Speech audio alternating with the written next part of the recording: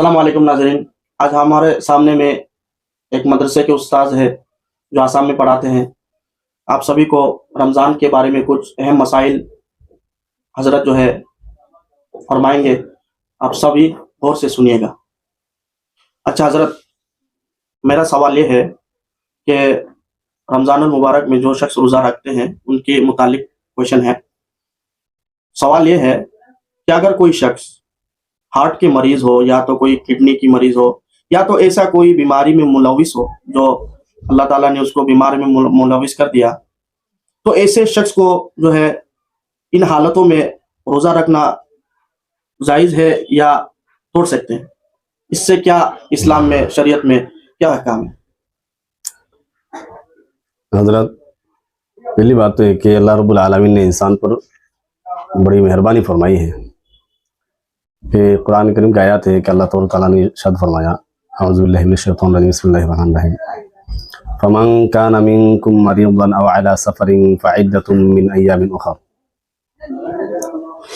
आपने जो बताया कि रमज़ान में अगर कोई आदमी हार्ट अटैक का मरीज़ है या कोई जो भी मरीज़ है, देखिए भाईजान, अल्लाह ताला का एहसान है, करम है, फजल है कि अल्लाह ताला ने एहसान फरमाया अपने बंदों पर।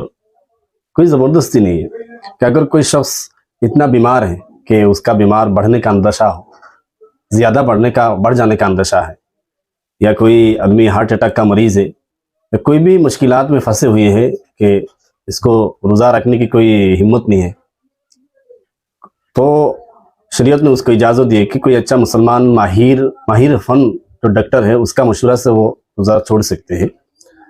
अगर माहिर फ़न मुसलमान डॉक्टर ने कहा, मशवरा दिया कि आप रोज़ा छोड़ सकते हैं, तो रोज़ा को मौकूफ़ रखना चाहिए। और बाद में सेहतियाबी होने के बाद, बीमार अच्छा होने के बाद रोज़ा को रखना लाजिम है। यानी रोज़ा रखना ही पड़ेगा। और रोज़ा रखना पड़ेगा। रोज़ा एक के बदले उनको सेहत तंदुरुस्त होने के बाद रोज़ा रख सकते हैं, क्योंकि अल्लाह ताला ने आसान फरमाया, क्यों, फमन कान मिनकुम मरीज़न, जो रोज़े की हालत में जो आदमी बीमार है, मैं उसका मतलब कहता हूँ, अगर कोई आदमी बीमार है या बीमार बढ़ने का अंदेशा ज़्यादा है और किसी माहिर फ़न ने कहा, मुसलमान डॉक्टर ने कहा कि अब रोज़ा आपके लिए रखना मुनासिब नहीं है, अगर रखेंगे तो आपका वो बीमार बढ़ने का अंदेशा, खतरा में या कोई खतरे के अंदेशा है, तो इस आयत का मतलब है कि इस हालत में अल्लाह तबारक तआला ने बंदों पर मेहरबानी फरमाए कि रोज़ा को मौकूफ़ कर सकते हैं।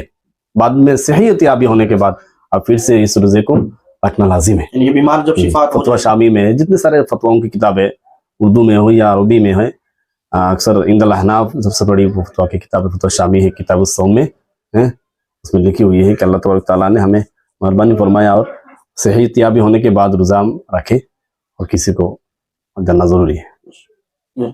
दूसरी सवाल ये है कि अगर कोई शख्स सहरी खा रहा हो और सहरी खाते वक्त मुअज्जिन ने अजान दे दी, तो उस वक्त उस आदमी को चाहिए क्या सहरी रोक दे या नियत कर ले?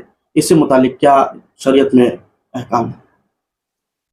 अपना आपका कहने का मतलब ये है कि अगर कोई आदमी, रमज़ान का महीना चल रहा है और कोई आदमी सो गया और उसकी आँख देर से खुली है और नींद से बेदार होने के बाद वो जिस वक्त वो सहरी खा रहा था, आपका कहने का मतलब है कि जिस वक्त वो सहरी खा रहा था, टाइम बहुत शॉर्ट था, इस वक्त अजान हो रही है, तो क्या वो खाना खाए या नहीं खाए, क्या उसका रोज़ा हुआ या नहीं हुआ, रोज़ा होगी या नहीं होगी, इसके मुतालिक आपने पूछा है। तो मेरे भाई, बात यह है कि अगर कोई आदमी रमज़ान के महीना चल रहा हो और इस वक्त वो आदमी सहरी खा रहा हो कि जिस वक्त अजान हो रहा है, अगर ये अजान तुलुए फजर के बाद हो रही है, अजान जो दी रही है, जब जिस वक्त वो आदमी जब खाना खा रहा हो यानी सहरी खा रहा हो, अगर इस वक्त अजान हो रही है या वो अजान तुलुए फजर के बाद दी जा रही है, तो उसका रोज़ा फासिद हो जाएगा। अच्छा, तुलुए फजर के बाद यानी कि सहरी खाना मना है। अगर वो खा रहा है इस हालत पे कि उसको अजान सुनाई दे रही है और अजान वो तुलुए फजर के बाद दी जा रही है, तो उसका रोज़ा फासिद हो जाएगा। यानी कि उसी वक्त उसे रोक देना है, खाना को रोक देना चाहिए, और तुलुए फजर के बाद खाना खाने की वजह से उसका रोज़ा नहीं होगा, फासिद हो जाएगी। उसको रमज़ान के बाद फिर से उसको नए सिरे से रोज़ा रखना लाजिम है उसके लिए। यानी कि हम सबको इससे बखूबूर, तो इसे मैं ये कहना चाहता हूँ, जो भी है हज़रत, रोज़ा के महीना चल रहा है तो थोड़ा फिक्र रहे कि तुलुए फजर के कम आज कम खाना खाने के बाद 5-10 मिनट टाइम, इससे पहले टाइम रहना चाहिए। अगर इतना करीब है कि अजान दी जा रही है और खाना फौरन से खाना, अब मैं हमारे यहाँ ऐसी करती है लड़कियां या बाज़ औरतें ऐसी करती हैं कि जब तक अजान मुकम्मल नहीं हो जाती तब तक वो खाना खाते ही रहती है। हाँ, मोहतरम दोस्तों बुजुर्गों, मैं खास करके मेरे भाई को ये कहना चाहता हूँ, अजान तब दी जाती है जब तुलुए फजर हो जाती है। अच्छा, अब तुलुए फजर से पहले सहरी का वक्त है, तुलुए फजर के बाद सहरी का वक्त मुकम्मल हो जाता है, पूरा हो जाता है। तो तुलुए फजर के बाद अगर किसी मस्जिद में अजान दी जाए और इस हालत में वो खाना खाया जा रहा हो तो ये उसका या आज की उसका रोज़ा फासिद हो जाएगी।